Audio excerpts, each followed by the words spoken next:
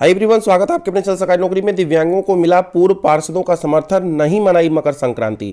69,000 शिक्षक भर्ती में 4% आरक्षण को लेकर के और साथ ही बैकलॉग की सीटों को नई वैकेंसी में जोड़ने की मांग को लेकर के दिव्यांग अभ्यर्थी 32 दिन से लगातार धरने पर बैठे हुए हैं। बात करें अगर भूख हड़ताल की तो 7वां दिन बीत गया और किसी तरह से किसी अधिकारी ने सुध नहीं लिया।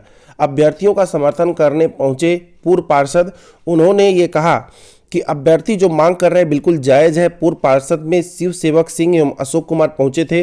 उन्होंने कहा कि सरकारी तंत्र दिव्यांग अभ्यर्थियों की उपेक्षा कर रहा है। दिव्यांग अभ्यर्थियों को जो चीज़ मिलनी चाहिए थी नहीं मिल पा रही है। अभ्यर्थियों का कहना है कि आज यानी कि शुक्रवार को अधिकारियों की बुद्धि शुद्धि के लिए हवन किया जाएगा, जिसे बुद्धि शुद्धि यज्ञ किया जाता है। तो ये हवन अधिकारियों के बुद्धि को खोलने के लिए और जो उनकी मांगे हैं उनकी पूरी करने हेतु नए विचार किए जाएं उस पर, इस तरह से अभ्यर्थियों ने बात कही है। अभ्यर्थियों के यहाँ हुजूम देख सकते हैं, पीछे काफ़ी दिन से लगातार अभ्यर्थी बैठे हैं। उनका कहना है कि हम तो तभी उठेंगे जब हमारी मांग पूरी हो जाएगी। वही हाल SCRT पर बैठे उन अभ्यर्थियों का है जो संशोधन की मांग को लेकर के बैठे हुए हैं। उनका भी यही कहना है कि हमारा संशोधन का मौका हमको मिलेगा तभी हम यहाँ धरना प्रदर्शन खत्म करेंगे, अन्यथा हम यहीं बैठे रह जाएंगे। तो SCRT पर वहाँ धरना दे रहे अभ्यर्थी उधर हैं, इधर दिव्यांग अभ्यर्थी प्रयागराज में बैठे हुए हैं। तो दोनों अभ्यर्थी, दोनों जगह अभ्यर्थी जो बैठे हुए हैं उनकी मांग बस एक ही है कि हमारी मांग पूरी की जाए।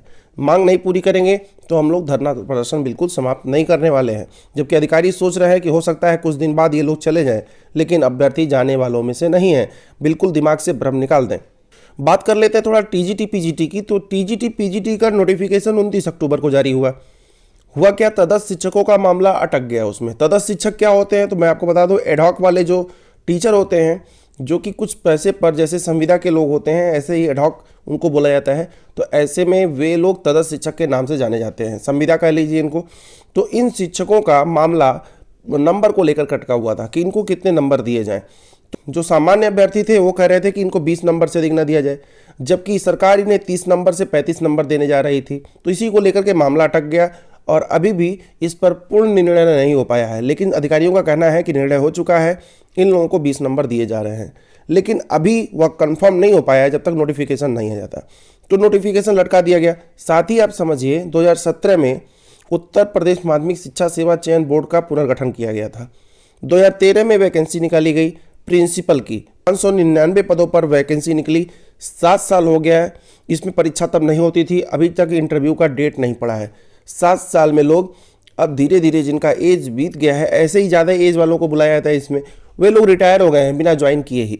तो अभ्यर्थी धीरे धीरे ऐसे ही रिटायर हो जाएंगे, वैकेंसी नहीं निकलेगी और सरकार के जो एज उन्होंने निर्धारित किया है उस एज से वह क्रॉस कर जाएंगे और डायरेक्ट रिटायर हो जाएंगे। फिर फॉर्म भरने का कोई झंझट ही नहीं रहेगा। सरकार की तरफ से यही करना होता है। जो अधिकारी रहते हैं वो वैकेंसी को इसीलिए लेट करते हैं कि कम से कम इसको लोग भरें।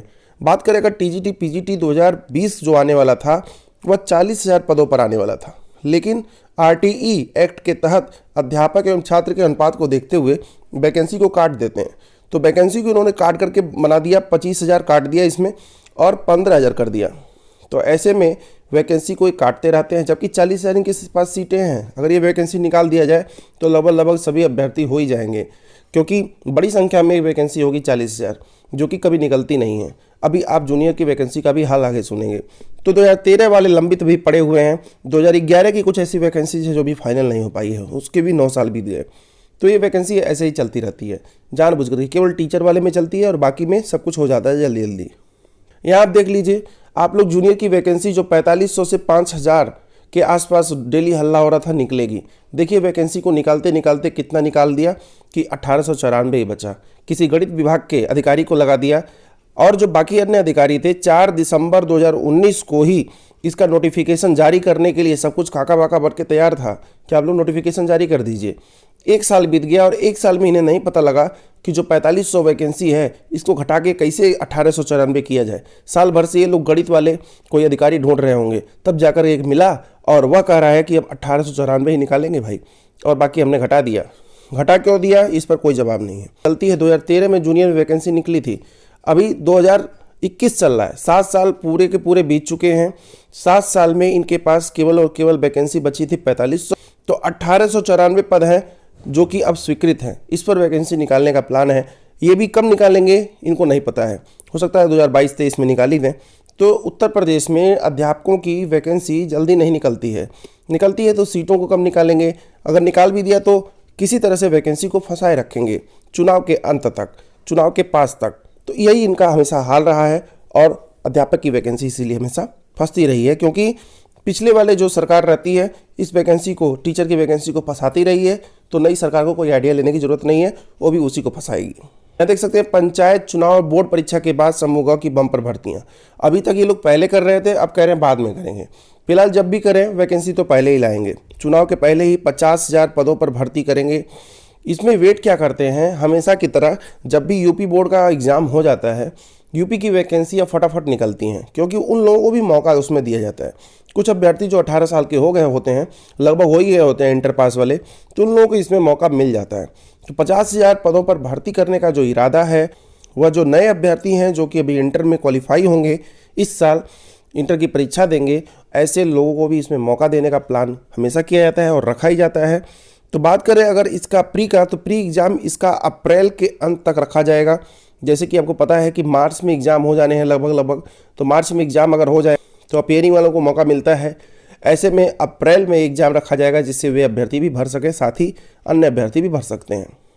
तो प्रारंभिक परीक्षा का क्या पाठ योजना है, क्या क्या आता है, मैंने कई वीडियोज़ में बताए हैं, आप वीडियो सर्च करके उसमें देख लेंगे। 25 से 30 लाख अभ्यर्थी इसमें शामिल होंगे, ऐसा इन लोगों का अंदाजा है। तो फिलहाल अभी के लिए बस इतना ही, धन्यवाद।